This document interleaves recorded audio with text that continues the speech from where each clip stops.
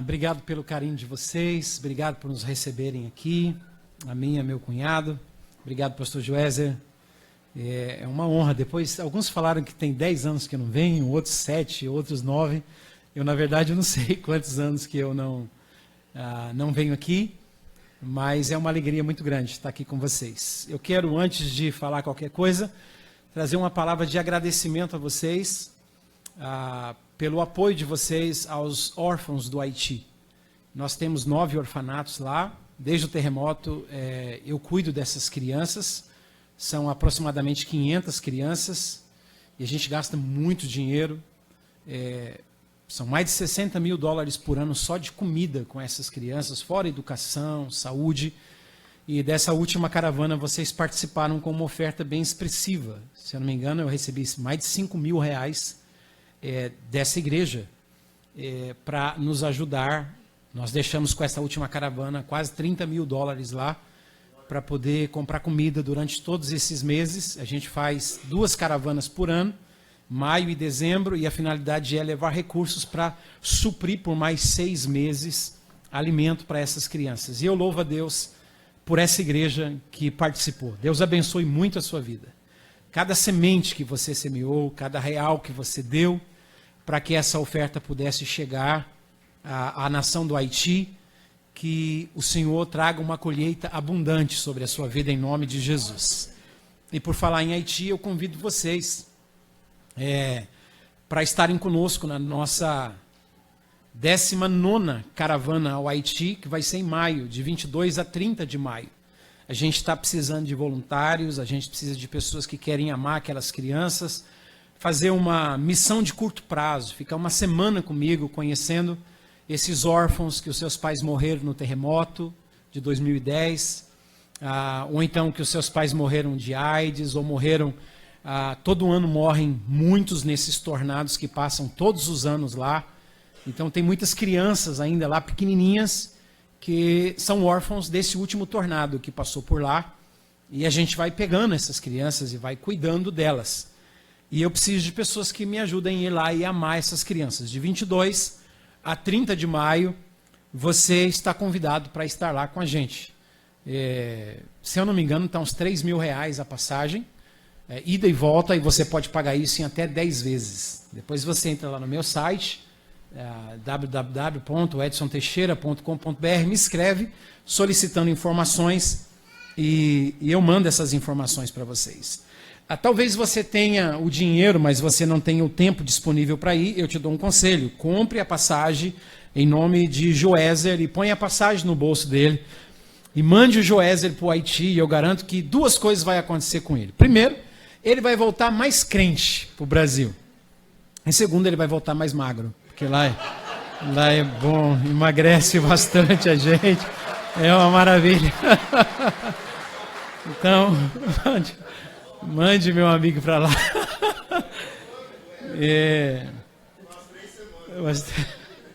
Não, uma é suficiente. A gente almoça lá, geralmente, as pessoas, eu falo, vamos almoçar, mas na verdade é uma janta um pouco adiantada. A gente almoça quase todos os dias, 5h30, 6 horas da tarde.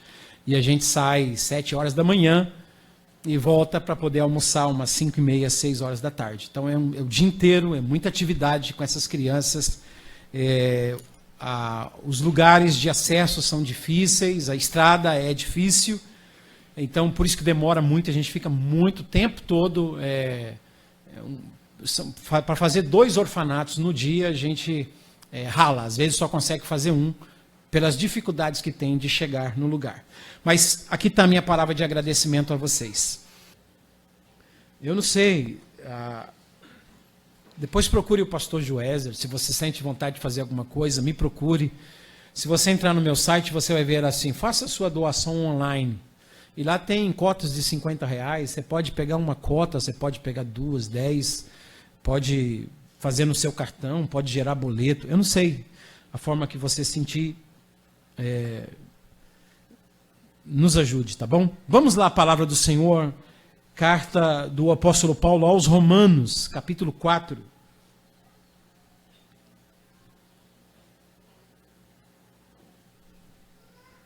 A A gente diz que foi o apóstolo Paulo que escreveu a carta aos Romanos. E eu não sei se você sabe, mas não foi Paulo que escreveu a carta aos Romanos. O capítulo 16 e o versículo 22 de Romanos diz assim: eu, Tércio, que escrevi esta epístola, vos saúdo no Senhor. Então quem escreveu essa epístola foi um camarada chamado Tércio. Paulo tinha uma espécie de um escriba, um escrivão, igual o Baruque do Antigo Testamento, que era o escriba do profeta Jeremias. Jeremias não escreveu Lamentações, Jeremias não escreveu o livro de Jeremias, Jeremias não escreveu as cartas que foram enviadas para Daniel lá no cativeiro. Jeremias citava e o Baruque ia escrevendo tudo o que Jeremias citava. Assim também Paulo citava e o Tércio ia escrevendo o que o apóstolo Paulo ia falando. Então Paulo, ele é o autor da epístola aos Romanos, mas ele não é o escritor dessa epístola. Deu para entender? Então existe essa diferença nas escrituras e a gente precisa entender. Paulo é o camarada que Deus está usando para receber a inspiração do Espírito para citar essas palavras, e o Tércio vai escrevendo tudo aquilo que o apóstolo Paulo vai falando. E no capítulo 4, o apóstolo Paulo vai falar sobre fé. E ele vai citar uma mini biografia, de Abraão. No capítulo 4, no versículo 16, ele diz que essa é a razão porque provém da fé, para que seja segundo a graça, a fim de que seja firme a promessa para toda a descendência, não somente ao que está no regime da lei, mas também ao que é da fé que teve Abraão. Aí abre aspas, aí você vai ver, porque Abraão é o pai de todos nós, como está escrito: por pai de muitas nações eu te constituí. Aí fecha aspas, pelo menos está aqui na minha Bíblia. A minha Bíblia tem muitas partes que tem essas aspas, esse divisor, para você perceber que alguma coisa importante está acontecendo. Por que tem essas aspas aqui no texto? Porque quem está falando isso não é Abraão. Por pai, você pode ver que aí tem também eu não sei como é que chama esse negócio aí. Parêntese, obrigado. Como está escrito: por pai de muitas nações te constituí. Está entre esses parentes, porque quem está falando isso, quem falou isso não foi Paulo, e quem falou isso não foi Abraão. Quem falou isso: por pai de muitas nações te constituí, foi Deus. E eu quero que você guarde essa verdade aí no seu coração, porque quem fez essa afirmação foi Deus, não foi Abraão. Por pai de muitas nações te constituí, perante aquele no qual creu o Deus que vivifica os mortos e chama à existência as coisas que não existem. Então, quando Paulo vai falar de fé, ele já começa a falar que a fé tem a ver com essa capacidade de enxergar o invisível, a capacidade de chamar à existência coisas que não existem aqui no mundo físico. Elas existem em uma outra dimensão e que só a fé pode enxergá-la. Mas a fé é essa capacidade de fazer com que essas coisas do mundo abstrato sejam materializadas, sejam concretizadas. Então, quando Paulo vai falar de fé, ele está falando dessa capacidade que Deus tem de chamar à existência aquilo que não existe. A gente sabe que homem algum tem essa capacidade. O homem natural não tem esse tipo de fé. Se você pegar hoje alguns cientistas e colocá-los em uma sala vazia, sem nada, e daqui 15 dias você voltar lá, você só vai encontrar os cientistas e a sala vazia, sem nada. Porque eles não têm poder de criar nada. Cientista algum pode criar alguma coisa. Ele só tem capacidade de fazer alguma coisa a partir de algo já criado. Ele pode inventar a vacina da febre amarela. Ele pode criar ou descobrir a cura do câncer. Mas ele só pode fazer isso a partir de coisas criadas. São coisas que a natureza já dispõe, porque o Criador já criou. Sem nada, eles não podem fazer. Só Deus pode pegar um nada e tornar à existência. Só Deus tem a capacidade de criar, de dizer haja luz e a luz vai aparecer. Só Deus pode fazer isso. No capítulo 11 de Hebreus, você vai ver mais uma definição de fé. O capítulo 11 e o versículo de número 3. Vocês sabem que o capítulo 11 de Hebreus é chamado de o capítulo da fé, a galeria dos heróis da fé. E mais uma vez aqui o versículo 3, olha, pela fé nós entendemos. Isso aqui é contra o sistema de filosofia grego que existe no mundo hoje. Pela fé nós entendemos. Isso é o inverso, porque hoje a nossa filosofia é eu preciso entender, para depois então eu ter fé. Me explica, e então eu vou acreditar. Eu quero ver, para depois então eu crer. E aqui já começa o inverso. É pela fé que nós entendemos. Não é entender para depois a gente ter fé. Então o ser humano também não tem essa qualidade de fé, a não ser que ela seja compartilhada pelo próprio Deus. Pela fé, nós entendemos que os mundos foram criados, uma tradução fala o universo foi criado pela palavra de Deus. Aí mais uma vez vem a definição de fé, de modo que o visível não foi feito daquilo que se vê. Então vocês percebem que essas duas expressões que eu já li com vocês, definições de fé, têm a ver com o mundo invisível. Então, fé é algo que tem a ver com coisas que não se podem ver, na nossa dimensão, com 5 sentidos. E o versículo 1 de Hebreus 11 tem a definição mais clássica que a gente tem de fé. Ora, a fé é a certeza, ou, eu gosto dessa tradução que vocês estão usando aí, ora, a fé é o firme fundamento das coisas que se esperam.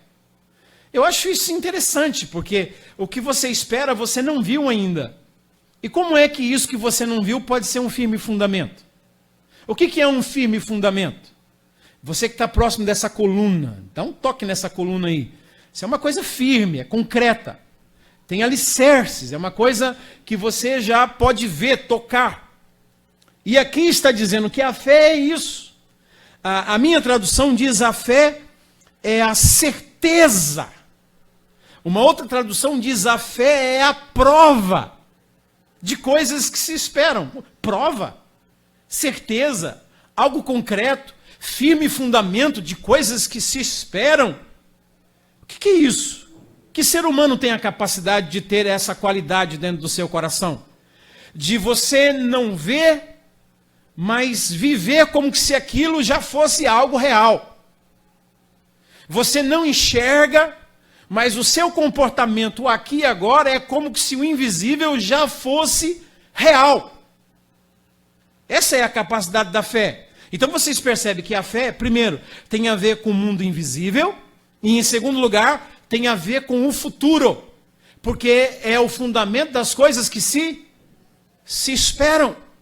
Então a verdadeira fé, ela tem a ver com a capacidade de enxergar o mundo invisível, e está relacionado ao futuro. Você pode dizer isso à pessoa que está do seu lado? A fé tem a ver com o mundo invisível e tem a ver com o seu futuro.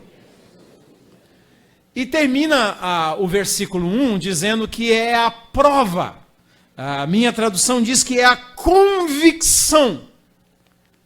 O que é uma prova? É algo experimental. Você conseguiu tocar. Mas aqui é a prova das coisas que você não pode ver. É por isso que muitas pessoas não conseguem entender a dimensão que nós como cristãos vivemos.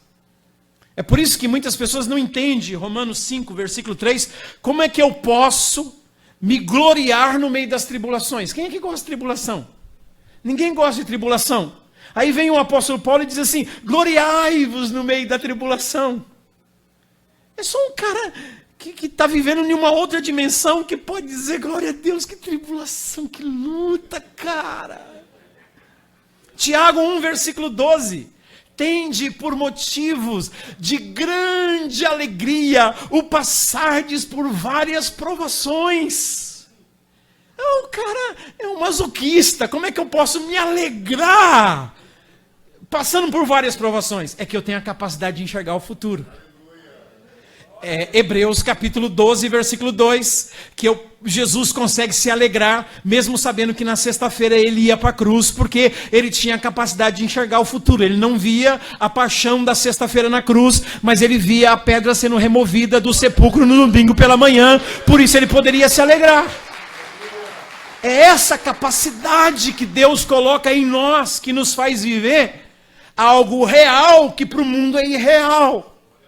Mas para nós já é real. Porque a gente aprendeu a olhar a vida com os olhos de Deus. E não com os sentidos. Quantos estão me entendendo, por favor, diga amém. Então deixa eu desfazer alguns mitos. Porque esses mitos evangélicos têm roubado muitas bênçãos da gente. Então deixa eu pensar aqui com vocês em uma coisa que eu vivo escutando desde que eu me converti. Já li a Bíblia, eu acho que 37 vezes, e eu nunca achei isso na Bíblia. Mas eu vejo uma hora e outra pastores falando, livros sendo escritos e essas frases sendo ditas, e eu fico pensando, meu Deus, e o mito é o seguinte: Abraão é o pai da fé. Eu vivo escutando isso, que Abraão é o pai da fé. Porque o Abraão é o pai da fé. E eu vejo pastores, eu vejo missionários, eu vejo livros, eu vejo frases que Abraão é o pai da fé. Eu nunca li isso na Bíblia e não vejo em Abraão característica alguma para ser pai da fé. Ele não tem atributos para ser pai da fé. Você vai ler na Bíblia que Abraão é o pai daqueles que creem. Mas o Abraão não é o pai da fé. Abraão não tem em si atributos para ser o pai da fé. É só você virar apenas uma folha de Hebreus capítulo 11, você cai no capítulo 12. E aí no versículo 2 você vai ler quem que é o pai da fé. Olhando para Jesus, que é o autor e o consumador da nossa fé. Então quem que é o pai da fé? É Jesus. Jesus tem atributos para ser o pai da fé. O Abraão não tem atributos para ser o pai da fé. Ele não tem em si características para ser o pai da fé. Ele foi o primeiro dos homens que creu nesse chamado, conforme Hebreus 11, versículo 8, que teve a capacidade de abandonar sua comodidade e de, pela fé, ir para uma terra que não sabia onde era, simplesmente sabendo que Deus ia guiar passo a passo o caminho dele e ia cumprir suas promessas. Aí o Abraão se tornou o pai daqueles que têm fé. Mas o Abraão não é o pai da fé. O pai da fé é Deus. Agora, quando eu falo em acreditar em Deus, quantos aqui acreditam em Deus? Todos nós acreditamos em Deus. Eu não estou falando nesse negócio de acreditar na existência de Deus. Não é esse tipo de fé, porque isso é fácil. Veja Tiago 2, eu acho que é o versículo 16. Tiago 2,19. Olha, você crê que Deus é um só? Você acredita em Deus e crê que Ele é um só existe um Deus? O que é que diz aí? Você faz o quê? Você faz o bem, ó. Crês tu que Deus é um só? Fazes o bem. Aí diz assim, mas os demônios, eles também creem.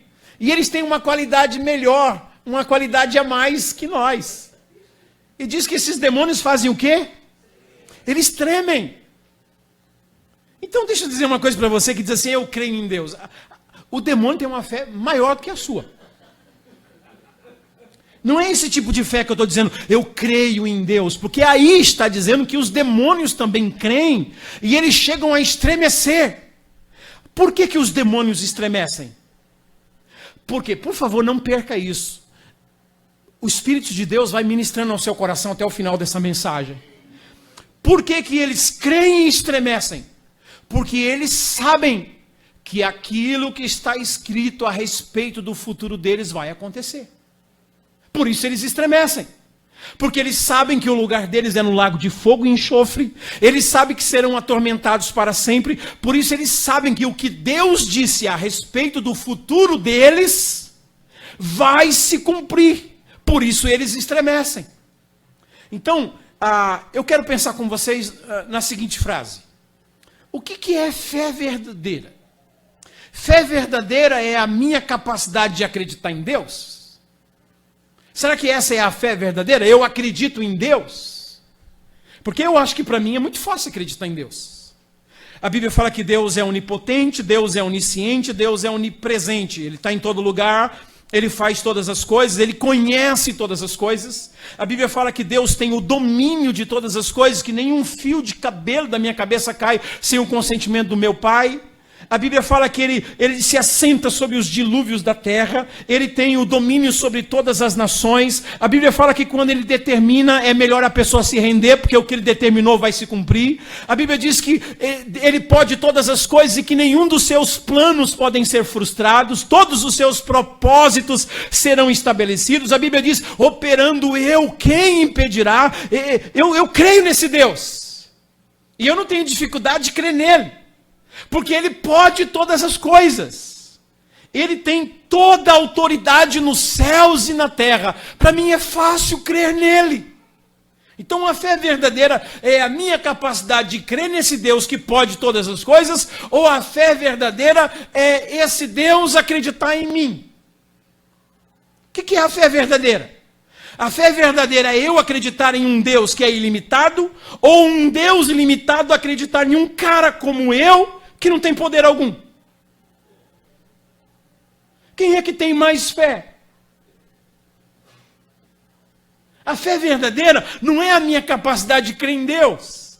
A fé verdadeira, meu Deus, é a capacidade dele olhar dos céus, há 30 anos atrás, e ver um menino de 18 anos fugido da polícia, drogado, aonde o pai disse, vai morrer na mão da polícia, aonde os meus amigos diziam, vai ficar o resto da vida numa cadeira de roda, aonde os próprios policiais diziam, você vai passar o resto da vida na prisão. Ninguém enxergava nada em mim, mas esse Deus que é o Pai da fé, que tem a capacidade de enxergar o que ninguém mais pode enxergar, e que é poderoso para chamar à existência aquilo que não existe, olhou para mim e disse, eu vou fazer algo glorioso na sua vida, eu vou transformar a sua vida, eu escolhi você. A gente precisa entender isso, irmãos. A gente precisa entender o que é a fé. A gente está invertendo as coisas. Quem sou eu? Cheio de fraquezas, cheio de tentações, cheio de limitações, que não estou em todo lugar, que não conheço todas as coisas, que sou totalmente limitado, meu conhecimento é limitado, eu não posso estar em muitos lugares ao mesmo tempo, nem em 2 lugares ao mesmo tempo. E esse Deus lá dos céus olha e diz, Edson, eu acredito em você. Quem é que precisa ter mais fé? Eu para acreditar em Deus? Ou Deus para acreditar em mim? Olha a pessoa que está do seu lado e diga assim para ela, ou você acha que Deus não teve que ter muita fé para acreditar em você?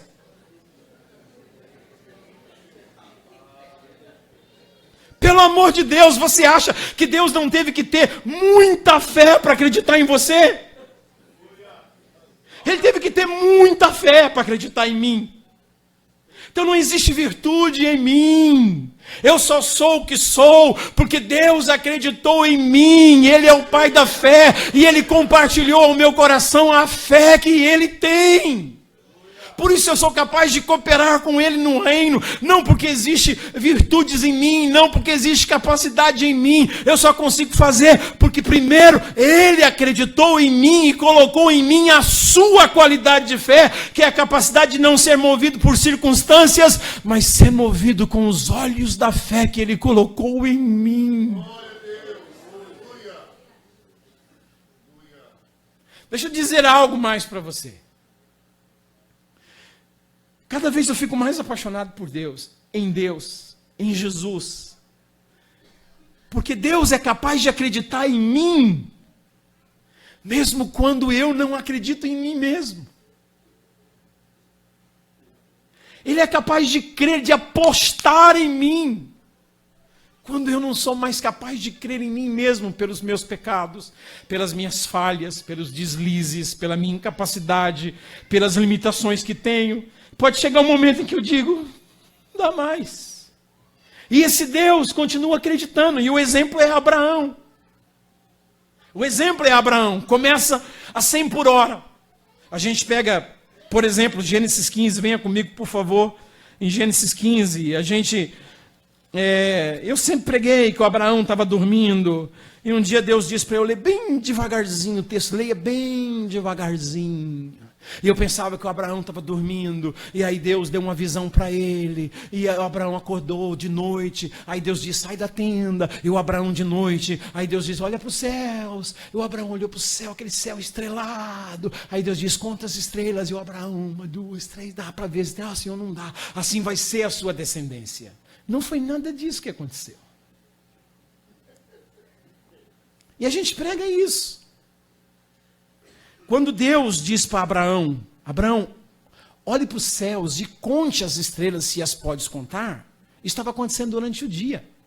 Porque é só no versículo 12 de Gênesis 15 que você vai ler, e então veio o pôr do sol e caiu um profundo sono sobre Abraão. Então a conversa do versículo 5 até o versículo de número 11 está acontecendo durante o dia. E Deus tira Abraão da sua tenda e diz, olha para o céu, cara.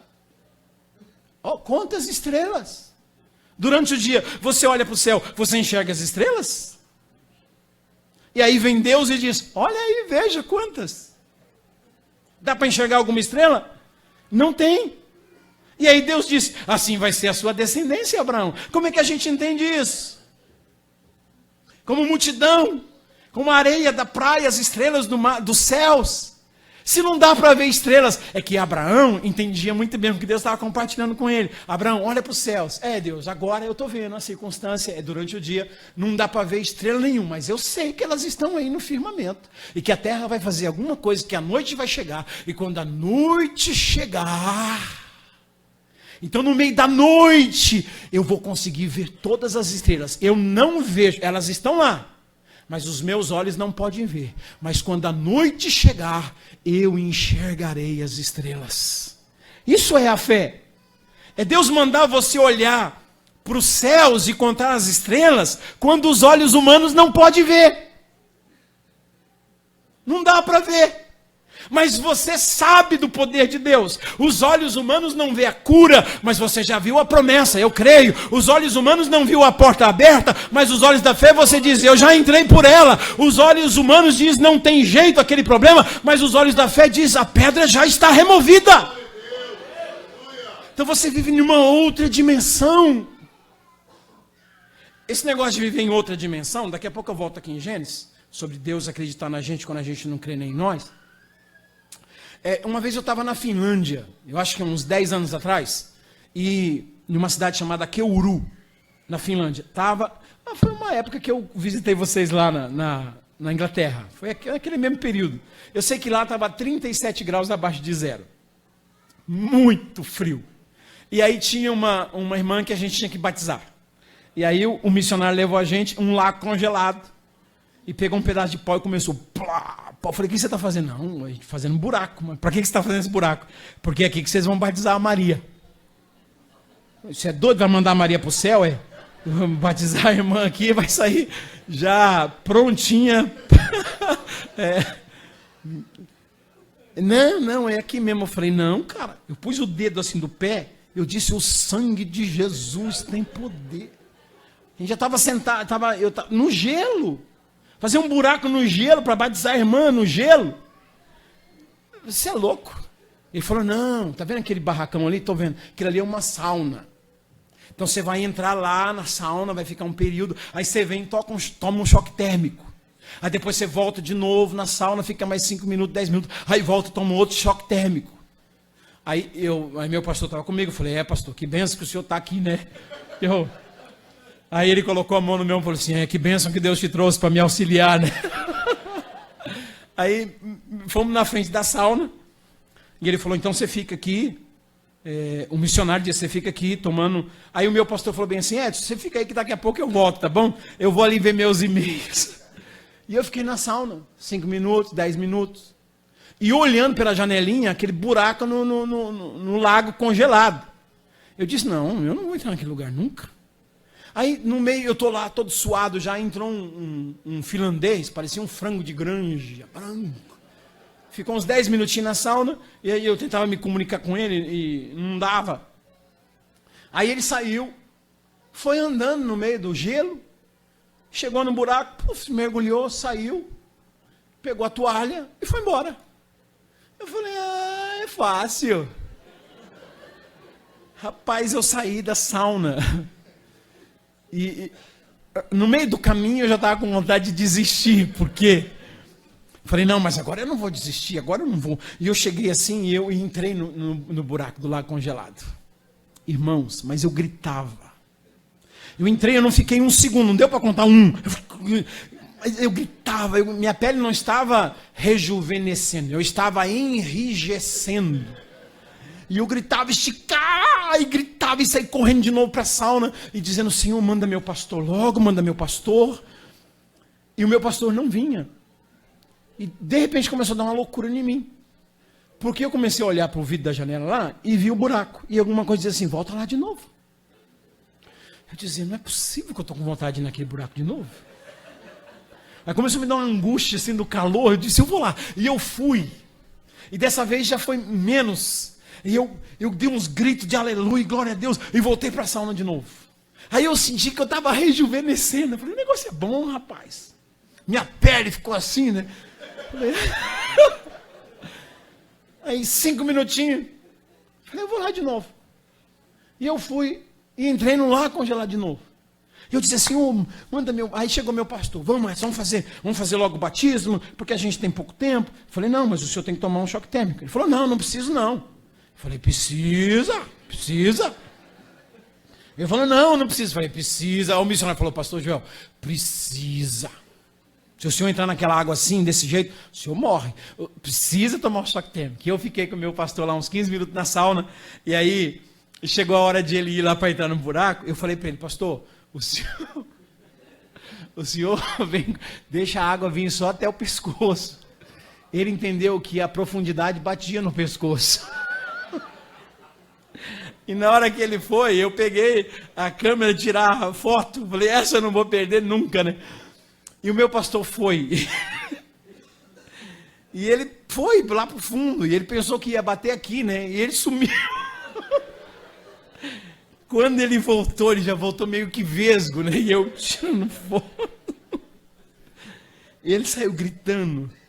E eu disse para ele, eu sei o que é isso, pastor, eu sei o que é isso. Na segunda melhor. Quando nós voltamos para a sauna, ele falou, não, Edson, você sabe que eu tenho que fazer uma cirurgia, e eu não vou poder fazer esse batismo. E eu falei, não, pastor, o senhor vai sim. No final, nós chegamos num acordo, que toda a confissão, tudo ia ser feito por lá de fora. A gente ia fazer tudo ali com a irmã, não, eu confesso Jesus e não sei o quê, eu vou ser batizado no nome do Pai e do Filho e do Santo, para chegar lá no buraco, você rapidinho mergulhou, saiu, e foi assim, foi o batismo mais rápido que eu já vi na minha vida. O fato é que, naquele dia eu mergulhei 5 vezes. No outro dia, meu voo ia ser 3 horas da tarde, eu chamei o missionário e falei, você pode me levar lá para o lago de novo? Ele falou, por quê? Eu falei, rapaz, eu preciso mergulhar mais umas 2, 3 vezes lá. E eu gostei. E eu estava indo embora, mergulhei mais 2, 3 vezes, e indo embora com saudade do lago congelado. Eu disse, eu não acredito que eu estou com vontade de entrar nesse negócio de novo. Então o choque térmico foi acostumando o meu corpo à temperatura do lago congelado. De forma que o meu corpo acostumou com aquele ambiente. E agora não fazia mais mal para mim. Agora fazia bem. Agora eu entendia porque que aqueles caras entravam naquele lugar e ficavam lá brincando, e para um lado, e para o outro, porque tomavam esse choque térmico para entrar na mesma temperatura. A fé é isso. A fé é Deus. Deixa eu tentar explicar. É Deus dar vários choques térmicos em você até você entrar no ambiente dele. Porque o que é milagre para nós? Você acha que Deus sabe o que é milagre? Deus sabe o que é milagre? Nós é que sabemos o que é milagre. Porque a gente está numa dimensão caída. A gente fica doente. A gente tem portas fechadas. A gente tem problema com justiça. A gente tem problema com perseguição. A gente fica com dores. A gente tem limitações. Então, é milagre para nós. Porque no reino de Deus não existe essas coisas. Deus vive em uma atmosfera que não existe doença. Não existe dor. Não existe morte. Não existe angústia. O reino de Deus, tudo é extraordinário. Aí a gente começa a orar, Senhor, faz um milagre, Senhor, opera, Senhor, nos visita. Aí então Deus vem e nos visita com a presença e a dimensão dele. Aí o milagre acontece. Porque nós entramos na dimensão de Deus. E quando a gente entra na dimensão de Deus, aquilo que para nós é milagre, no reino de Deus é natural. Aí a doença deixa de ser doença, o problema deixa de ser problema, a tribulação deixa de ser tribulação, porque nós entramos na dimensão de Deus e o milagre aconteceu. Quantos me entendem, por favor? Eu gostaria de dizer para vocês que eu vivo o tempo todo na dimensão de Deus. É mentira, não vivo. Ah, mas às vezes eu estou tão tribulado, cheio de problema, aí eu começo a orar, aí a minha fé vai sendo fortalecida, e de repente, ou eu entro na dimensão de Deus, ou Deus vem me visita e entra na minha vida e derrama o poder dele, de forma que aquilo que era um grande problema quando eu comecei a orar, eu já levanto dizendo, isso me atormentava? Isso já não é mais problema para mim, porque eu recebi a dimensão de Deus em mim. Quantos me entendem, por favor, diga amém. Então diga para o seu irmão, e não ache estranho quando Deus começar a te dar uns choques térmicos. A princípio vai assustar, mas depois você acostuma. Quantos querem entrar na dimensão de Deus? Eu tenho aprendido, sabe? Eu tenho aprendido, pastor Joézer. Quem olha para a minha vida sabe disso. Eu só consigo fazer o que eu faço por causa dessa revelação de Deus nas Escrituras para o meu coração, que me leva a ver que não é questão de eu acreditar nele, que o maior segredo é porque ele acreditou em mim, e ele move o meu coração para viver na dimensão dele, e quando eu oro, venha o teu reino, o que eu estou dizendo é, Senhor, traz a tua dimensão para mim aqui na terra, seja feita a tua vontade, assim na terra como é feita nos céus. Eu estou orando para ele trazer essa dimensão do que acontece no reino de Deus para mim aqui na terra. É trazer a dimensão dele para a minha vida diária, para que eu possa, isso que é milagres para a gente, seja simplesmente natural, porque a gente entrou na dimensão dele. Então, voltando lá à questão, e eu já estou terminando, tenha fé em Deus, sobre Abraão.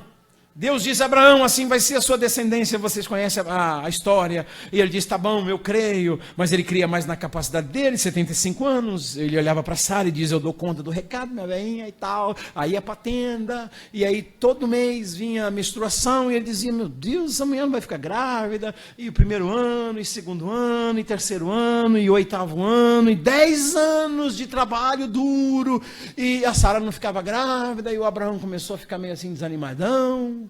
Aí a Sara teve uma ideia, disse assim, meu velho, é o seguinte, vamos inventar aqui a primeira barriga de aluguel. Então você vai deitar com a minha serva Agar, e aí você deita com ela, ela vai ficar grávida, e aí, olha a cabeça da Sara, eu vou ser mãe através da barriga dela. E a gente sabe o que aconteceu, né? Foi um problema terrível. Gênesis 16 fala que tinha Abraão 86 anos quando lhe nasceu Ismael, e aí começa Gênesis 17, versículo 1, ora, quando atingiu Abraão a idade de 99 anos, apareceu o Senhor dizendo, eu sou o Todo-Poderoso, anda na minha presença e ser perfeito. Então a gente tem 13 anos de que não existe nada registrado. Pode ver, do último versículo do capítulo 16 para o primeiro do capítulo 17, é um período de 13 anos de escuridão, é um túnel que o Abraão entrou, escuro, porque ele tentou ajudar Deus, ele tentou, sabe, essas pessoas que tentam ajudar Deus, e o seu nome vai passar, vai para o SPC, para o Serasa, porque ele acreditava que Deus ia dar aquilo para ele, então ele disse, bom, eu compro e Deus paga. Então, sabe essas coisas que a gente faz para tentar ajudar Deus em nome da fé, mas quando na verdade não é fé, na verdade é neurolinguística que a gente usa, que o que está se pregando por aí não é evangelho, é neurolinguística. E a gente tem um monte de gente fazendo um monte de coisa em nome de Deus, quando Deus não mandou fazer nada. E a gente fala que isso é fé. E a gente usa Deus para ser um gênio, para poder suprir nossas necessidades, fazer os desejos do nosso coração, quando na verdade, não é a gente que esfrega e Deus aparece como gênio dizendo, o que queres que eu te faça? Na verdade é Deus que pega a gente, lâmpada velha, e sabe, tem um gênio ruim lá dentro, e esfrega. E quando a gente já sai com a consciência que nós só conseguimos sair para se prostrar e dizer: Senhor, o que tu queres que eu faça? Porque tu és o Senhor. É diferente, não é Deus que existe para me servir, é eu que existo para servir a Deus. Mas a gente faz muita coisa em nome da fé, e a gente tem os pregadores para ajudar a gente a fazer essas coisas erradas. A gente tem um monte, liga a televisão, olha os televangelistas, claro que tem exceções, mas os televangelistas de hoje, eles estão aí para corromper a nossa verdadeira fé. Eles estão aí para ensinar um evangelho falso, o da lâmpada mágica, esse Deus que existe para nos servir. A gente faz um monte de coisa em nome de Deus, se arrebenta em nome de Deus, e quando Deus diz: eu não tenho nada a ver com isso, você não aprendeu comigo, isso não é fé. Você aprendeu uma autoajuda, quando você deveria aprender a depender da ajuda do alto. É diferente. Mas aí apareceu Deus a Abraão em Gênesis 17 e diz assim: Abraão, você vai ser pai. Veja o que é que diz o versículo 17 de Gênesis 17. Você vai ser pai. Só que Abraão agora não tem 75 anos, Abraão agora tem 100 anos de idade. E ele se prostra, aí coloca o rosto assim, encobre o rosto, e coloca o rosto em terra e se cobre para não dar risada na cara de Deus. E o que é que ele faz? O texto diz que ele dá risada. E ele diz assim para Deus: Deus, espera aí, um homem de 100 anos, Gênesis 17, versículo 17, um homem de 100 anos vai ser pai?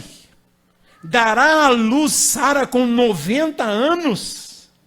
E ele chega a dizer no versículo 18: Oxalá viva Ismael diante de ti. Abraão está crendo ou não aqui? Ele não está crendo, porque ele é velho. Ele não tem capacidade alguma. Ele olha para si mesmo e diz: Deus, se tivesse Viagra, pelo menos nessa época aqui, eu não tenho Viagra. Não me olha com essa cara escandalizado, não, mas está aqui, ó.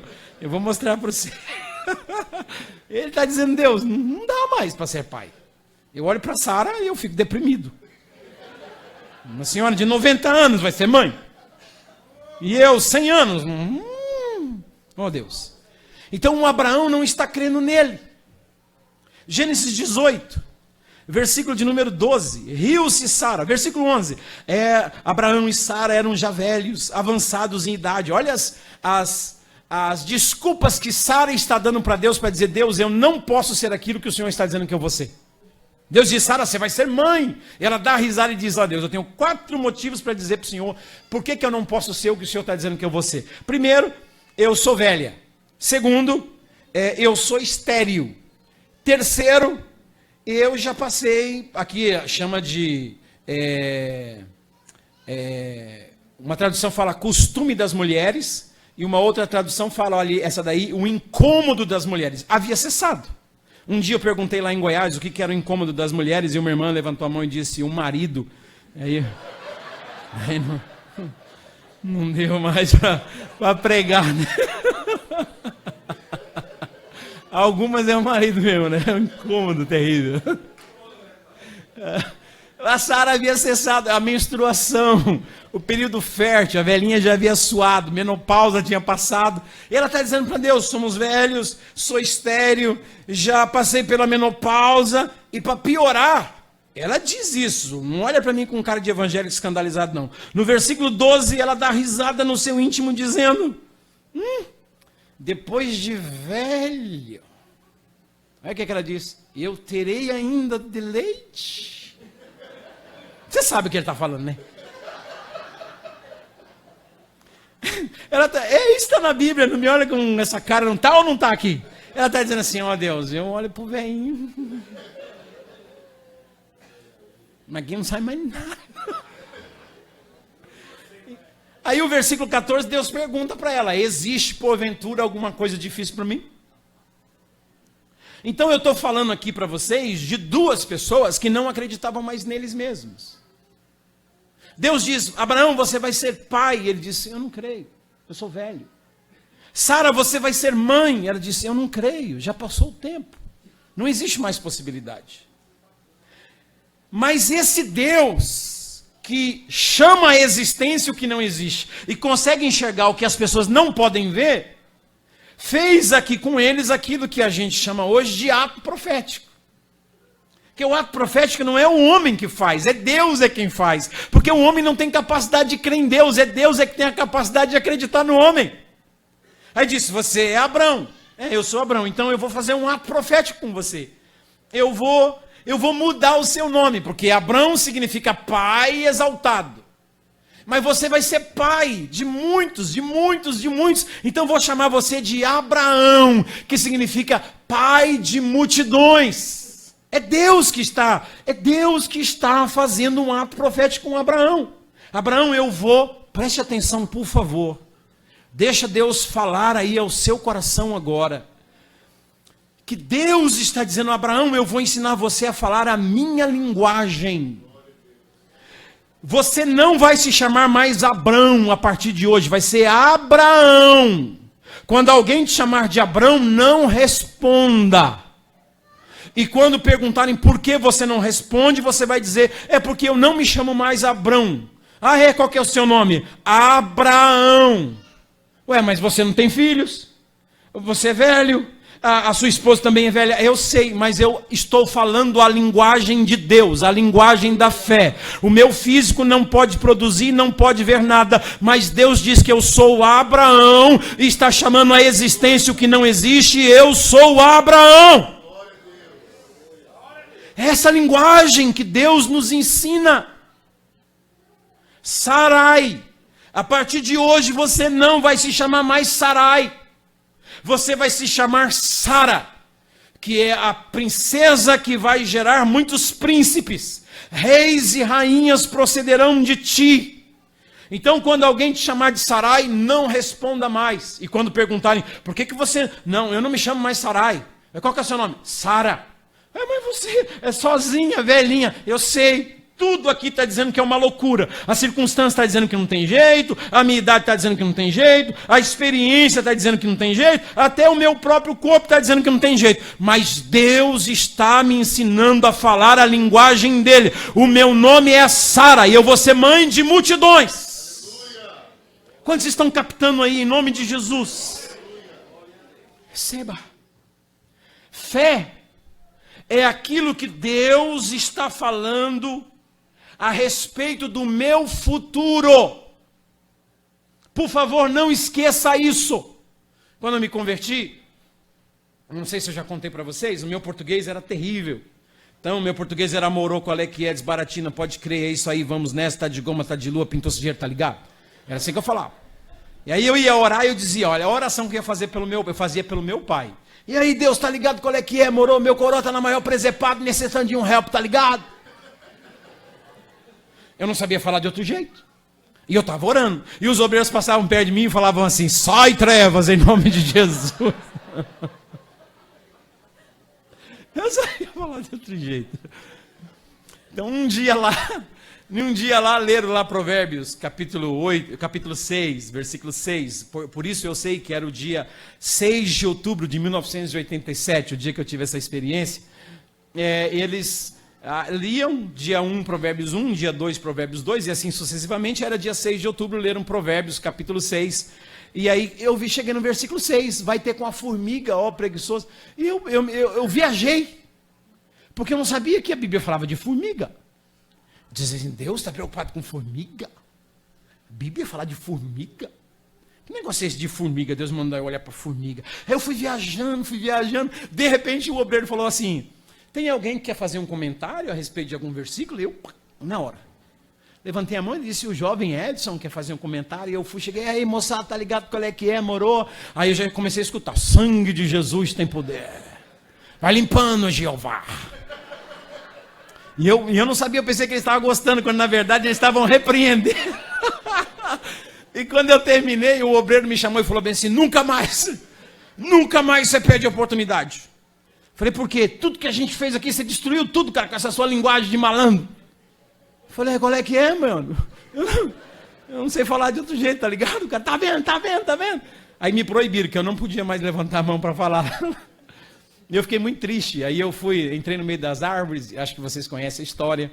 ela é um pouco longa, mas eu comecei a pregar para as árvores. Então eu fiquei quase 9 meses pregando para as árvores, falando com as árvores. Eles me deixavam falar lá e eu ia pregar. E aí um dia desses dias eu pregando para as árvores, eu acredito que era mais ou menos dia 15 de novembro de 1987. Eu não sei dizer para vocês o que foi uma luz, não foi um relâmpago, não sei se foi um relâmpago, se foi um raio, um tipo de um laser meio que azul safira. Passou muito rápido e entrou aqui nesse meu ouvido. E essa luz, essa voz de Deus, ela tocou no meu cérebro, na minha massa encefálica, nos meus neurônios, ela tocou nos meus pulmões, no meu organismo, no meu sangue, ela penetrou em todo o meu ser. E essa voz dizia para mim, mas não só para o meu ouvido, ela dizia para tudo que eu era, que eu seria o mensageiro das boas novas nas nações da terra. Eu não sabia o que era nações da terra. Você pode até dar risada, mas lá na casa de recuperação eu descobri que Jesus era brasileiro. Porque lá eles disseram que Jesus tinha nascido em Belém. Eu dizia, paraense, né, lá em Belém. Eles não tinham explicado que Jesus tinha nascido em outro continente, em Belém da Judéia. Então a minha ignorância era tão grande a respeito das coisas de Deus, que eu não tinha noção. Aí Deus falou comigo que eu vou ser mensageiro das boas novas das nações da terra. Aí eu fui tudo empolgado falar para o obreiro lá. E o obreiro olhou para mim assim e falou, é mesmo? A gente come arroz e feijão. Eu não entendi o que ele quis dizer na hora. Depois eu fiquei sabendo que ele dizia, não, a gente é humano, cara, a gente não escuta. Mas eu tremia. E aí ele falou assim para mim, cara, você é fugido da polícia, você tem um monte de tatuagem no seu corpo, você fala na gíria. Você tem 19 processos, cara. Se a polícia te pegar, você tá perdido. Você não tem teologia. Eu não sabia nem que era teologia. O que era teologia? Eu não entendia nada da linguagem evangélica. Você não tem teologia. Ele falou um monte de coisa para mim. Escute o que eu vou te dizer, por favor. Tudo o que o Jorge falou para mim, naquele dia 14 ou 15 de outubro, de novembro de 1987, tudo que ele falou para mim era verdade. Eu estava fugindo da polícia, eu tinha tatuagens, meu cabelo era grande, meus dentes estragados, eu não sabia falar direito, eu não tinha estudo, eu não tinha teologia. Tudo que ele falou para mim era verdade, mas Deus colocou, essa voz de Deus em mim foi um escudo. Deus colocou um escudo em mim. Tudo o que ele falou para mim era verdade, mas estava relacionado ao meu passado. E o que Deus tinha falado comigo estava relacionado ao meu futuro. E eu disse, é nisso que eu vou me pegar. E eu me agarrei a isso. Eu não tinha nada. Eu não era nada. Eu era apenas um ex-drogado, que não tinha estudo. Não tinha absolutamente nada. Mas essa palavra que Deus semeou em mim, Deus acreditou em mim, entrou em mim, encarnou em mim, enraizou em mim.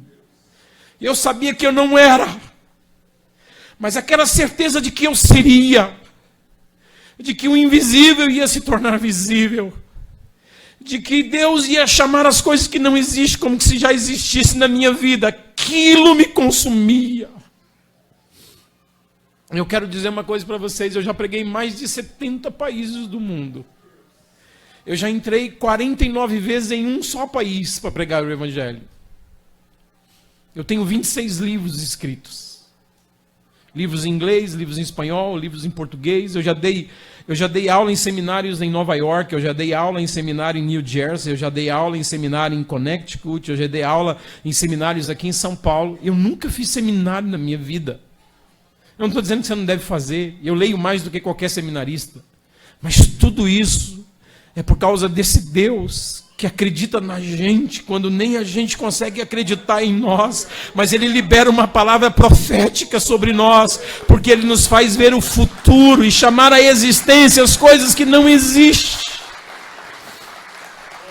E eu estou aqui para falar isso para você. Você vai, em nome de Jesus, hoje entrar em uma nova dimensão de fé.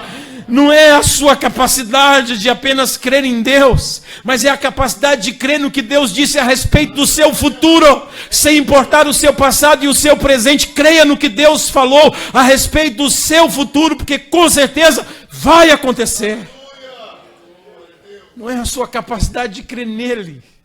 Eu só sou o que sou por causa da capacidade dele crer em mim. Moisés, você vai libertar o meu povo. Senhor, eu não sei falar direito. Moisés, eu vou ser com a sua boca. Moisés, você vai libertar o meu povo. Senhor, eu não tenho autoridade. Não, eu vou colocar um cajado na sua mão, você vai fazer os sinais. Moisés, você vai libertar o meu povo. Deus, eu não sei nem qual que é o seu nome. Não, eu vou te dar o meu nome. Eu sou o que sou. Quem é que está crendo? Moisés não está crendo em nada. Moisés não crê que pode falar, Moisés não crê que tem autoridade, Moisés, ele não crê que conhece a Deus, Moisés está arrumando um monte de desculpa, e é Deus que vem dizendo, mas eu creio, mas eu creio, mas eu creio. Não é Moisés que crê em Deus, é Deus que crê em Moisés. Leia a história da Bíblia, o Pedro, o João, o Elias, leia a história da Bíblia e você vai ver, o Josué, esses homens, eles não criam neles. Mas esse Deus Todo-Poderoso aparecia e dizia, o mar vermelho vai se abrir, as muralhas vão cair por terra, o fogo vai cair do céu, o dilúvio vai vir, e eles acreditaram no que Deus acreditava. É isso que faz a diferença. E os milagres aconteceram. Quantos me entendem, por favor? Eu termino dizendo para vocês sobre Gideão. Deus apareceu para Gideão, estava escondido, com medo dos medianitas, malhando trigo no lagar. Malhar trigo se malha na eira. Lagar é lugar de pisar uva. Mas ele estava com medo e malhando trigo no lagar, escondidinho de medo. Aí aparece o anjo do Senhor e disse, o Senhor é contigo, varão valoroso. Se eu sou Gideão, eu olhava para trás para ver se Deus estava falando com o outro, né? Ele disse, eu? Eu, varão valoroso? Não. Eu sou o menor de todos. Aí ele diz assim para o Senhor, tá vendo as 12 tribos de Israel? Sim. Então, não tem a menor tribo? Tem. Então, eu sou dessa menor tribo. Mas o Senhor é com você. Não, tá vendo a menor tribo? Que é a menor tribo das 12 tribos de Israel? Tô vendo. Então, nessa menor tribo, tem um monte de famílias. E tem a menor família dessa menor tribo. Então, a minha família é essa menor família da menor tribo de Israel.